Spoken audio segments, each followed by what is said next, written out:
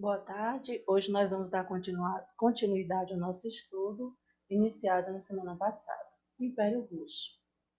É importante sabermos como esse império se tornou império. Olha que redundância. O Império Russo era um estado essencialmente agrário até o final do século XIX. A maior parte da população era composta de camponeses pobres, muitos deles sujeitos à fome e ao analfabetismo. O governo era exercido pelo czar, título semelhante ao de um imperador, que centralizava o poder em suas mãos, governando de maneira autoritária.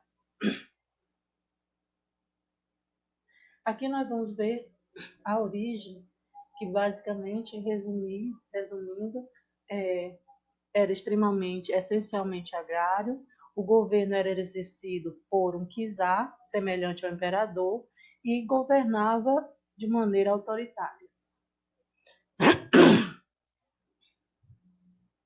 A oposição ao czarismo. A crescente desigualdade social contribuiu para que ideologias como o socialismo se difundissem pelo país. Dessa maneira, no início do século XX, foram criados partidos de oposição ao governo do czar Nicolau II. O principal nesse período foi o Partido Operário Social Democrata Russo, que em 1903 se dividiu em dois grupos, os bolcheviques e os mencheviques. Os bolcheviques tinham como um de seus principais líderes Lenin. Eles difundiam transformações rápidas e profundas no governo. Essas mudanças ocorreriam com a tomada do poder pelos trabalhadores e com o estabelecimento do socialismo na Rússia. Já os mencheviques pretendiam promover reformas graduais até atingir o socialismo. Essas reformas seriam implantadas por meio de alianças entre os trabalhadores e a burguesia russa. Revolta populares. Como aconteceram essas revoltas? Qual foi o contexto dessa revolta?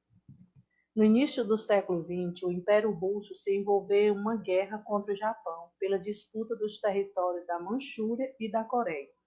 As derrotas russas ampliaram a oposição ao governo czarista de Nicolau II e contribuiu para se tornar parte da população russa ainda mais pobre.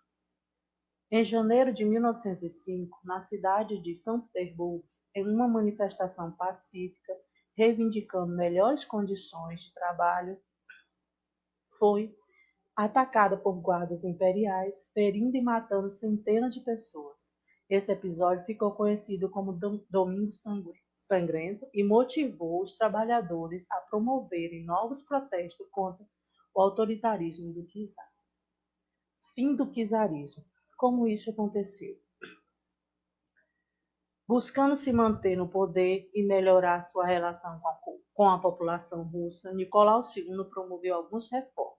Entre elas estava a fundação de um parlamento, composto de deputados eleitos pela população, que auxiliava nas decisões políticas. Além disso, ele legalizou os sindicatos de trabalhadores. Contudo, a Primeira Guerra trouxe muito sofrimento à população russa. Dessa forma, houve um grande número de soldados russos mortos em combate.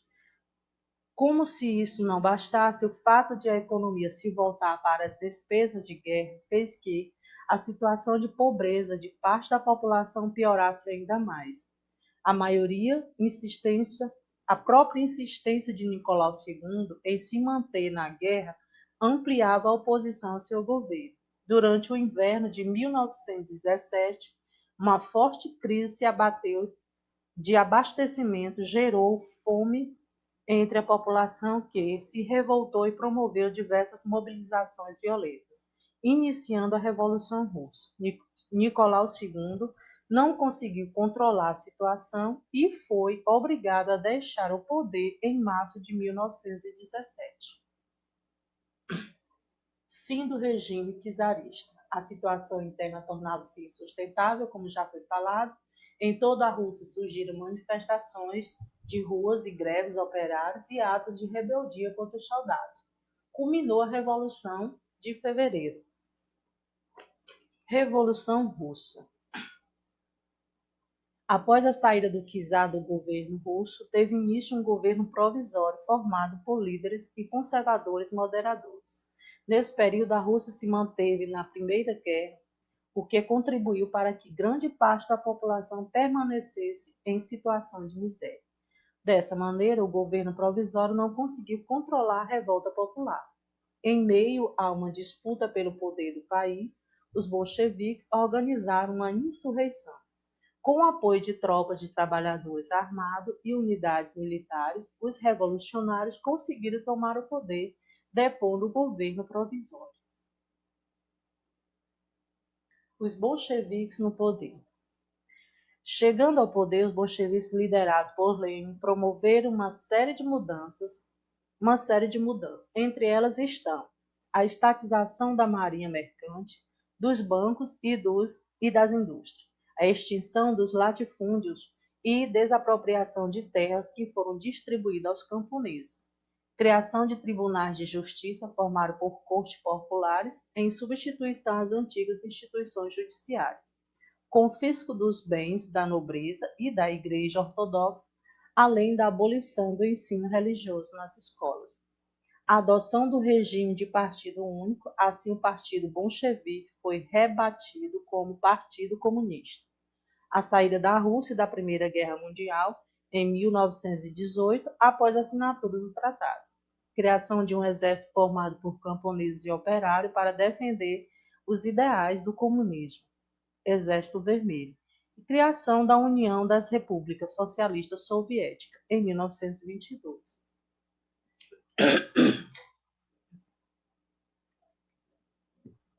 Agora vamos conhecer a Guerra Civil. Qual foi o contexto que aconteceu a Guerra Civil?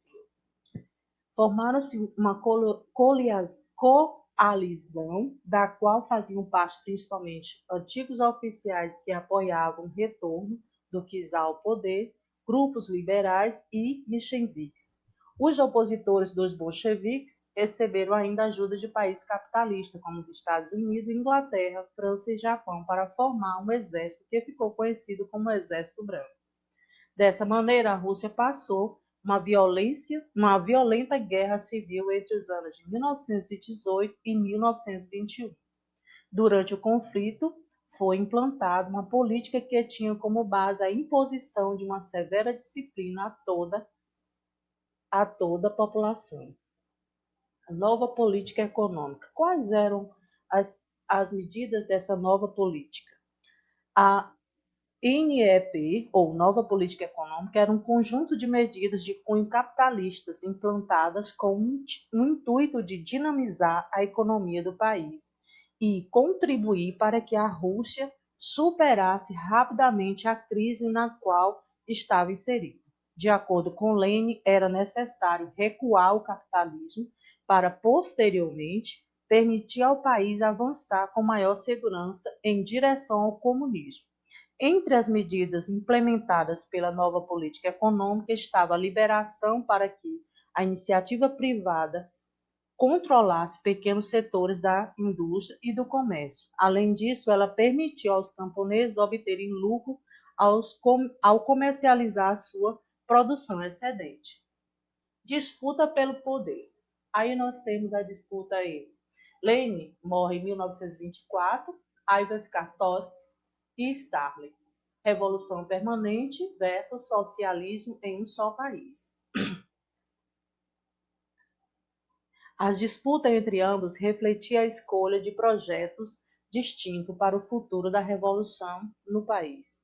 Tostes defendia que o movimento revolucionário deveria ser internacionalizado, ou seja, acreditava que, para o socialismo sobreviver na União Soviética, a revolução precisava ser exposta aos outros países, transformando outras nações em países socialistas. Já Stalin acreditava que o primeiro socialismo deveria se fortalecer na União Soviética para depois ser internacionalizado. A ditadura de Stalin. Stalin tinha grande influência dentro do Partido Comunista e conseguiu vencer a disputa contra Trotsky, expulsando-o do país em 1929.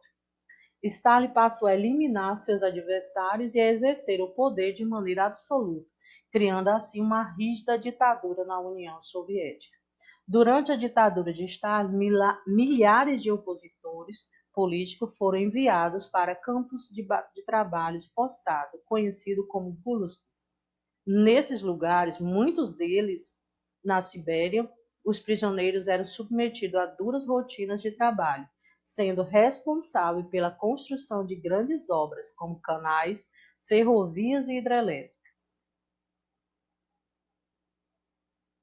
Resumindo, hoje nós vimos como o Império Russo se tornou um império forte, como o governo ou a oposição ao czarismo aconteceu, vimos as revoltas populares, o fim do czarismo, a guerra civil e a nova política econômica.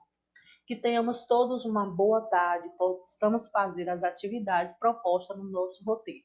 E até a próxima.